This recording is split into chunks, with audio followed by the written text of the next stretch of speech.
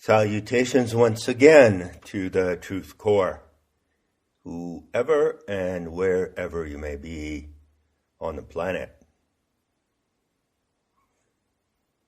Well, I wonder sometimes if you wonder what I'm doing when I'm not sitting here to record something. Well, lately, for the last couple of weeks, I've been intensely immersed in revising Not in His Image.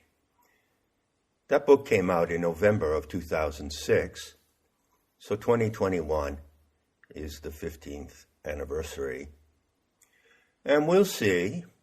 I have a tentative agreement with the publisher to bring out a revised edition, the 15th anniversary edition. So that's pretty intense, and I'm concentrating on that right now. Someone at the publisher, Chelsea Green, suggested that I might do a talk about the revision of Nihi and point to some of the changes that I am making due to what I have come to know and experience over the last 15 years. So who knows, that might show up one day or other on this channel. Also, it might amuse you to know that on a day-to-day basis, I have to exercise a kind of restraint so that I don't shatter from total intensity. It's odd because I call myself a Nahual, which simply means a shaman. None of the Gnostics were shamans. And a shaman is someone who negotiates power with the supernatural and also negotiates power with other human animals. When I talk to you, for instance, I'm actually transacting power. One way to see this is in the analogy of gaming. I've assigned various roles to myself throughout life, but I haven't done it in make-believe or in some kind of indulgence of fantasy, some kind of LARPing with myself. It is a form of LARPing. Misophrenia is a practice that involves LARPing. So I've called myself the Nahual, which is a legitimate expression of what I do. But bear in mind that the Nahual, the unknown, is something that cannot be restrained. Nevertheless, I do have to restrain myself. You could say I have to constantly gear down so I can handle the intensity of what's coming through me. Now, I just mentioned a gaming metaphor. Why did I bring that up? Well, that refers to another aspect of my LARPing. I also describe myself as a dealer, like in a casino. And with that identity, call it a fictional or imaginary identity, I actually put a name on activity. I don't just make it up on no basis. So the particular activity of a dealer is to deal. And dealing in a game of cards involves stakes. There has to be something at stake in the game, you see? So you could say that dealing is also a metaphor or trope for transactions of power. Now, my specific role as a dealer is, let me say, it has an elaborate profile. So I am a dealer in Kali's casino. Now, Kali owns the house, and I deal for the house, you see. And in particular, I deal at a table where you can come and play blackjack, or more specifically, black diamond jack. So that's my game, black diamond jack, also called 21. And I have a feeling that 2021 might be the year of my game. There's a saying in planetary tantra, fate is a dealer's game. So when you find yourself at any moment in front of your fate, it's really as if you're sitting across the table from me in Kali's casino, and I'm dealing. I'm always dealing your fate. Every time I say something, every time I describe or explain something, no matter what it is, somewhere within my words are the motions and the gestures by which I deal your fate. Now, if you think that's a pretty grandiose idea, if you think that it indicates that I have a grandiose notion of myself, well, yeah, sure. And it might indicate easily a case of megalomania, somebody whose self-importance is off the fucking charts. Well, that's me. But when I say I deal for the house in Kali's casino and I deal fate, what if it's true? Then what difference would it make if it's grandiose or not? So everything I do and say, notice I'm being completely transparent. I dare anyone else to try transparency at this level. Everything I do and say, in some way, comes from an ultimate agenda. I'm a dealer of fate, and fate is a dealer's game. The house always wins. But the win can be to your great benefit. If Kali wins, due to the way I deal fate, that is to the benefit of the player.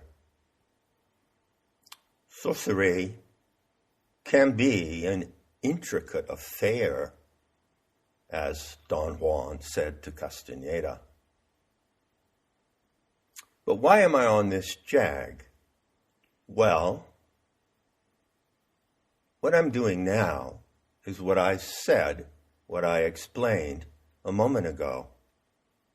I'm gearing down. You see, I've got to go over there to the table at the other side of the room and dive into 8 hours of revision of this book. Now that takes intensity. But if I bring too much intensity, it will be difficult and unpleasant. I have to bring exactly the right measure of intensity to what I do so that I can do it impeccably and with pleasure. And so I'm talking to you now, and I'm going to tell you a story about a whorehouse in Saigon. Why? It's a way for me to gear down and relax so that later I can turn to the task at hand and my intensity won't rip me to shreds. So here goes. Story about yours truthfully and his only encounter with a prostitute. Now, I'm not into prostitutes at all, and I really don't like the whole concept. I don't like the phenomena as it occurs in the world today. And in my opinion, a true man can't get true pleasure from a prostitute. The sex is a transaction of power, but that transaction is rigged, and ultimately it must be a cheating experience. But I've been fascinated or obsessed in one vein of my mythophrenia with prostitutes for quite a long time in my life. For instance, I've investigated and written extensively about what has been called sacred prostitution in the ancient world, the hieros gamos, the sacred wedding. And I've written extensively about that. And there was a time, I don't know, I was on a hell of a jag for, fuck knows, I guess, 15 years. I had an obsession with Mary Magdalene, and I've written extensively about Mary Magdalene, first on metahistory.org, and now that material is on Nemata. I was obsessed with the figure of Mary Magdalene, and as a result of that, I used to play a little joke, or maybe it's not such a joke. In my astrological career, I met a fair number of women who told me that they had been Mary Magdalene in a past life. I recall that Rudolf Steiner once remarked the same thing. I think he said that he had met 26 different women who told him that they had been Mary Magdalene. And women still write me and say, make that claim. And how do I respond? Well, I don't. But a couple of times I've written back and said, well, here's a name of 6 or 7 other women that told me that, and here are their email addresses. So why don't you all form the Magdalene Committee and figure out what the truth really is? But I played another joke, which was worse and rather wicked and cruel, but in an amusing way. Cruelty can be amusing. So clients would come to me and say that they were Mary Magdalene, or women that I would meet in the New Age circles in Santa Fe or LA. And they would usually present themselves in kind of a gushing, flowery manner, as if this was a great revelation. And maybe, who knows, maybe it was a pickup line. Was she inviting me to get down and out with the reincarnation of Mary Magdalene? So when, several times actually, when a woman pulled that line on me and kind of suggested that she was flouting her sexual virtues in my direction, I stood there deadpan. I counted 2 heartbeats, not 3, and I said, you can't be. because I am. After that, the conversation took a rather different turn. But that's all fantasy material.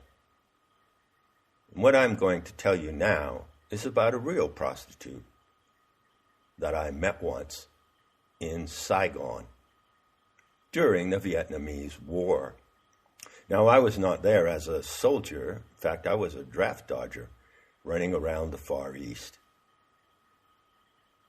But there was a series of passage boats that went from Marseille in France down across the Mediterranean, through the Suez Canal, across the Indian Ocean, and all the way to Yokohama, Japan, and all the way back again. That was called the Messagerie Maritime. And they had 3 big white boats. And it was a neat arrangement because you could get on the boat at Yokohama and you could get off in Hong Kong or Manila or Singapore. And then you could travel around that country and come back to the port and you could get on another boat. It didn't have to be the same boat because there were 3 boats that ran the circuit. So I arrived in Saigon on one of these boats. I think it was the Cambodge. And it was a beautiful, warm, cool fall evening, early fall in Southeast Asia. And I got off the boat down the gangplank and I walked into town and just kind of looked around, saw the cafes, saw many soldiers, many merchants, guys pedaling around in their little rickshaws, food stands. Exotic, charming place, chaotic. The sound of mortars and gunfire came up occasionally in the background. So I sat there at a cafe for a moment, having a cup of tea, and I watched those Vietnamese lassies parade to and fro. Now, they have a national costume, you know. I don't know if they all dress in that costume now, considering that the world is going to rack and ruin and all the good and beautiful, simple customs of the human races are degenerating, thanks to you-know-who. But in those days, they wore the ao doi, the national costume for women. And this is a most elegant garment. It's made of diaphanous white cotton, so you can catch the outline of their bodies beneath it. And it comes all the way down to their ankles. It's formally cut in the top section with rather square shoulders. It's modest. It doesn't reveal the body of the woman. It does something more powerful. It suggests her body. It suggests the beauty of her figure and the grace of her movement. And so sexual beauty fumes out of the body of these lovely, thin Vietnamese girls and women on the street of Saigon, where I'm sitting. So I went there with the intention of doing just that, hooking up with a prostitute.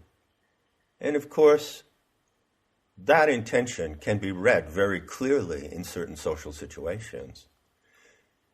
So I just sat there and looked around and made myself available. And sure enough, in no time at all, someone showed up, a rickshaw driver, pulled up his rickshaw to me, spoke a little broken English. I made it known to him what I was looking for. He said, climb in, and off we went. So he pedaled me out a little bit on the outskirts of town to this large 2-story house, which just looked like a big shack, really. And he left me off there, and we made an agreement that he would come and get me the next morning at 9 o'clock, because I had to get back to the boat, because we were sailing down to Singapore the next day. So I went in, and there was a madam, the manager of the joint. It was fairly early in the evening, around 9. And there were the whores, the Vietnamese whores. And they were all standing in the salon, in the entry room. Wasn't really any action going on. So I had my choice. So the madam lined them up. They were clothes, but they were wearing almost like rags, just like little skimpy cotton shorts and T-shirts or blouse. They all stood there in a line. And I looked at one, and I said, "I'll take that." And the madam said, who spoke broken English, "All right." And she gestured to the girl. He stepped out of the line, and I turned to the madam, and I said, "Well, what's her name?" And she said, "Her name is Jung. Jung. Y-U-N-G. And I thought, that's a nifty name. So Jung and I climbed up the narrow staircase to the second floor. And there was probably 5 or 6 rooms up there. They had no doors, only dirty blankets hanging in the doorway. She pulled aside one blanket, and I walked into a corner room that was completely dim. It had a dim light bulb hanging from the ceiling. No furniture, just a bed. And on the bed, there were no covers. It was warm. And so there we were. This experience cost me $5 American, by the way. So there I was with my $5 Vietnamese whore. And she immediately slipped out of her skimpy clothes and laid down on the bed, on her back. And I very carefully moved around the back corner of the room. Very carefully took off my clothes, because I did have my wallet in my clothes. Not that I had very much money, but I must have had a little. So I folded them very carefully and kind of tucked them in the corner to make sure that nothing would happen to my belongings. And I lay down beside her under the cheap, dim, bare light bulb.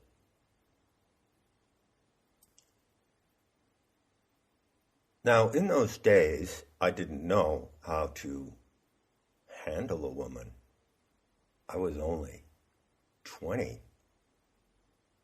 And I did not have the advantage I have today of knowing certain basic tantric principles about what I shall call the sexual dynamic. For instance, she powers, he steers. This is a fundamental formula of sexual tantra. I didn't know anything about it at the time. And I didn't know how to handle any woman or girl sexually. So Jung was no exception. I absolutely didn't know what to do, how to approach her, or how to proceed. But anyway, I laid down beside her on the bed on my side, and I looked at her for a while. Let me tell you what I saw. She was about 5'4", and her skin was the color of dull copper, and perfect everywhere. Her hands were like perfect living porcelain. Her neck was exquisite. She had really short hair, they all did. Her hair was particularly short, just come down around her ears. The others didn't have hair that was any longer than the nape of their neck. Just straight, unkempt hair.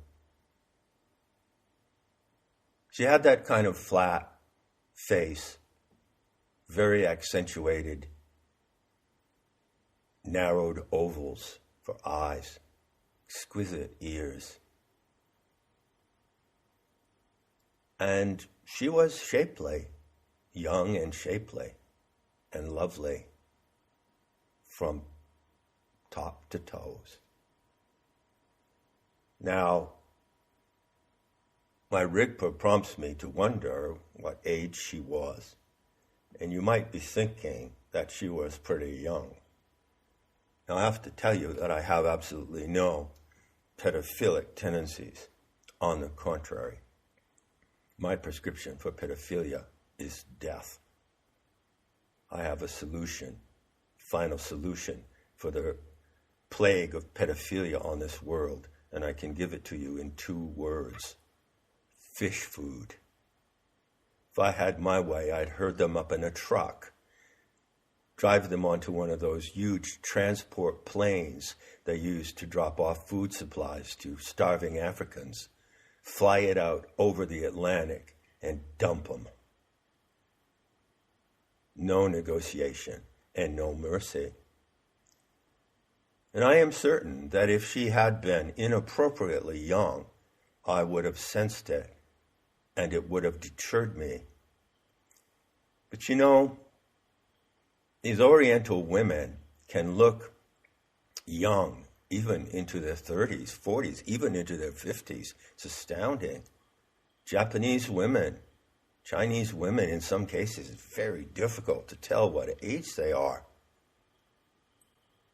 So as I lay there by her side, I'm pretty sure I must have reflected on that. And I must have wondered about her age. I was enchanted by her beauty. This naked, nubile creature. Now, I'm not particularly prone to Asian women. I really don't go for Asian women.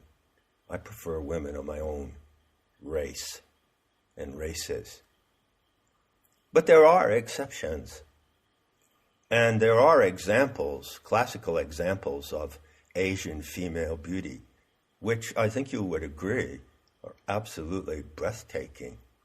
And Jung, this poor little Saigonese whore, was really at that level in some respects.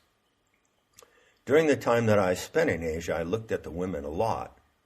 I had a couple of Japanese clutches, a couple of tangos with Japanese girls, Kiko and Nobuko, Nobu-chan. But mostly I just looked at these women and I didn't really get excited. But when I left Asia finally, and looking back on it, it seemed to me that the Vietnamese women were the most beautiful, classically beautiful in their faces that I had encountered throughout my travels in Asia. So back to the bed, and what was going on? Well, nothing really. She made no gesture toward me whatsoever. She just laid there passively on her back. Well, having absolutely no idea how to proceed, I acted out of the natural affection that is innate to me. So I kind of reached over, sidled over, and took her into my arms just to hold her. Well, let's warm up. I don't know how this is going to play out. But touch, warmth, contact seemed like the obvious way to begin. She didn't have any particular odor, except kind of like a bed of wet flowers after the rain, when the density of the rain has saturated them, and in a way it's taken away the aroma of the flowers. And so I smelled her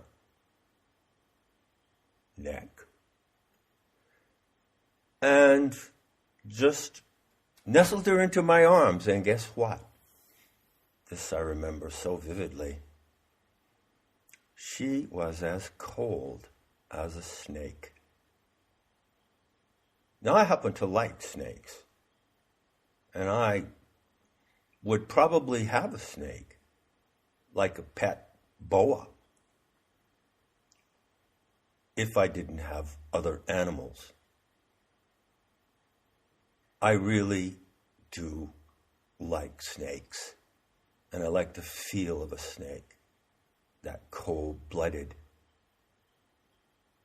slick velvet feel. And that's exactly how she felt. She was as cold as a snake, and her nipples were cold, even colder than the rest of her body.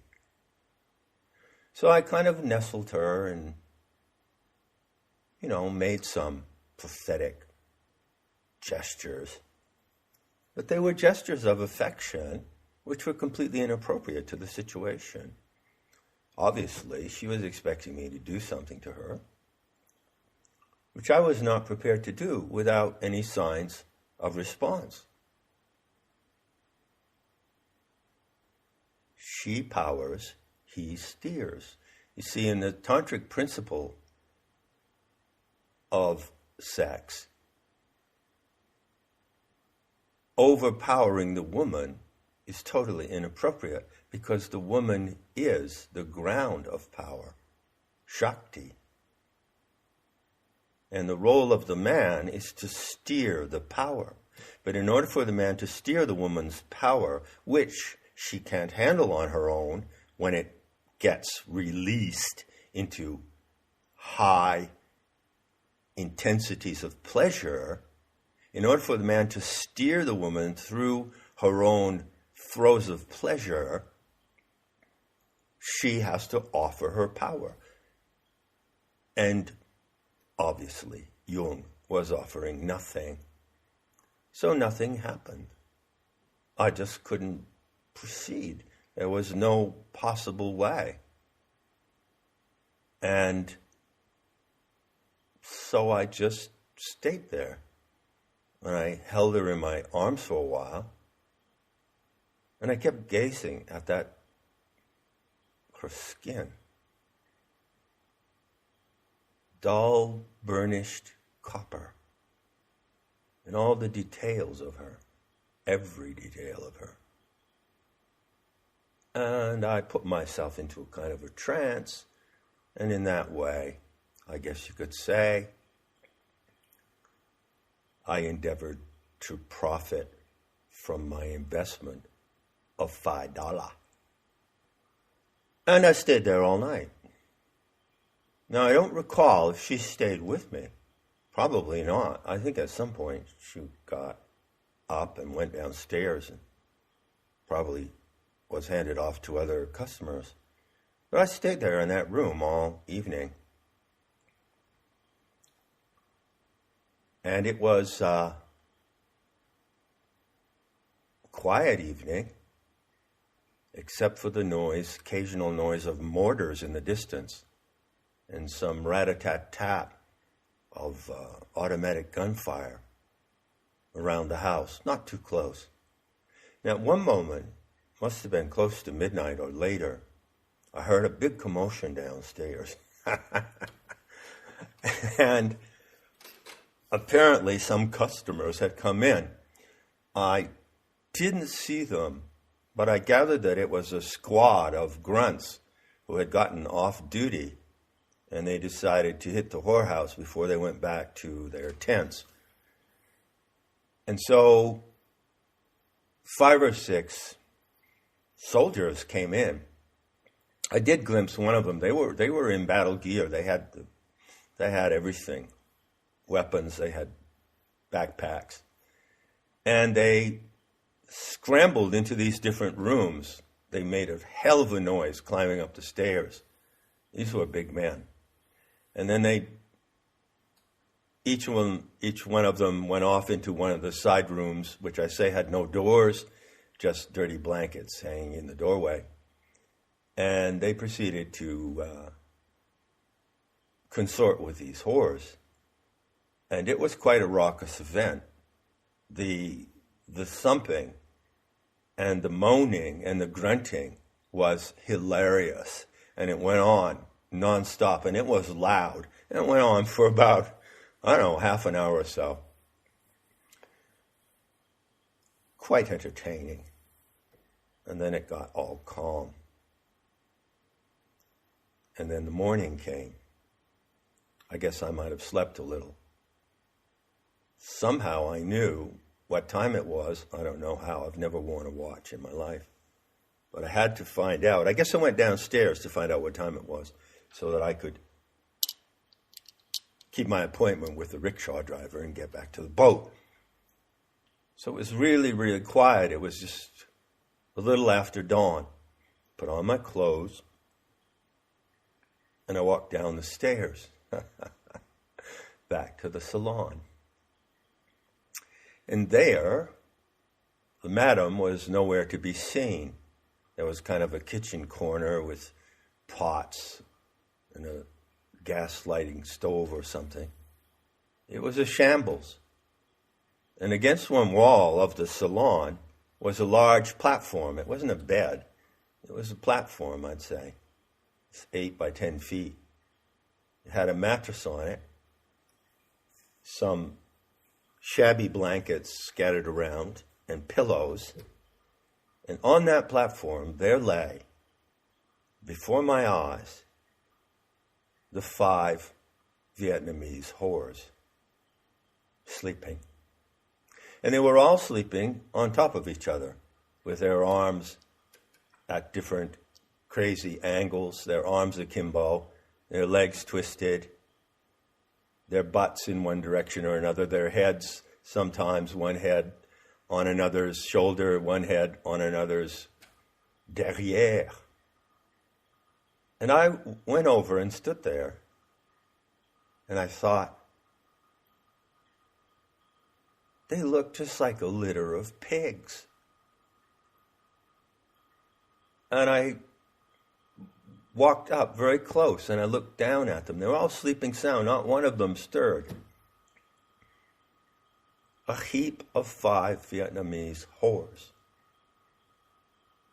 And Jung was there, piled in with them. And it was like a little scene of a litter of pigs. And they were hairless pigs. The only thing you saw on the body of those creatures was the hair on their heads and very thin, fine eyebrows. Everything else in their anatomy was completely unconcealed. So I could see every nook and cranny of their bodies as they laid there in a heap. And I watched them. I couldn't tear myself away, actually. I had a strange feeling as I watched them. Kind of mixture of pity and affection and gratitude. And I relished that feeling.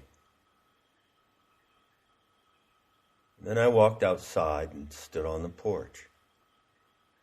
And sure enough, the rickshaw driver pedaled up. And I got in. And he took me back to the boat. Enough said. I just needed to wind down a bit. And talking in this way is one of the methods that I use to do that. In this case, I've taken advantage of your attention to do that, and you can make of it as you like, and you can find me in the beauty to come.